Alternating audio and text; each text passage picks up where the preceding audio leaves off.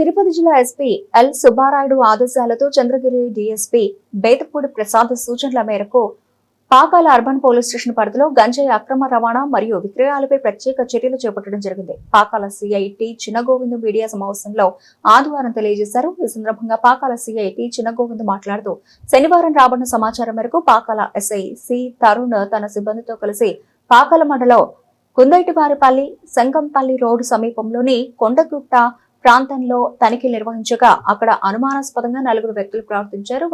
వెంబడించి వారిని పట్టుకోవడం జరిగిందని చెప్పారు. ఆదేశాల మేరకు మరియు చంద్రగిరి డీసీ గారు యొక్క సూచనల మేరకు ఈ పాకాల మండలంలో ఈ గంజాయి గురించి వారికి రావాలన్న సమాచారం మేరకు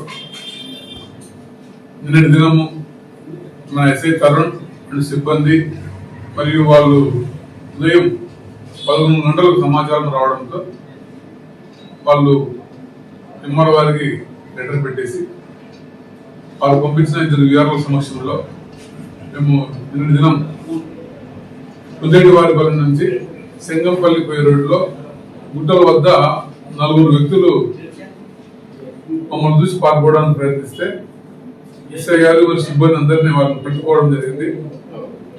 వారు చెప్పిన వాంగ్మూలం మేరకు వారి వద్ద నుండి 5.1 కేజీ గంజాయిని స్వాధీనం చేసుకోవడం అనేది దాని విలువ సుమారు 50,000 రూపాయలు ఉంటుంది. వీరు ఈ తిరుపతి జిల్లా చెందిన జనార్దన్ అనే వ్యక్తి విశాఖపట్నంకు వెళ్లి అక్కడ గంజాయిని కొనుక్కొని తిరుపతికి వచ్చి తిరుపతిలో ఉన్న యువతకు తక్కువ రేటుకు అమ్ముతూ అందరినీ బానిసకు గురి చేయడం జరిగింది. దానిపై జనార్దన్ పైన కూడా మేము కేసు నమోదు చేయడం జరిగింది. ప్రస్తుతం అతను అబ్స్కండింగ్ లో ఉన్నాడు.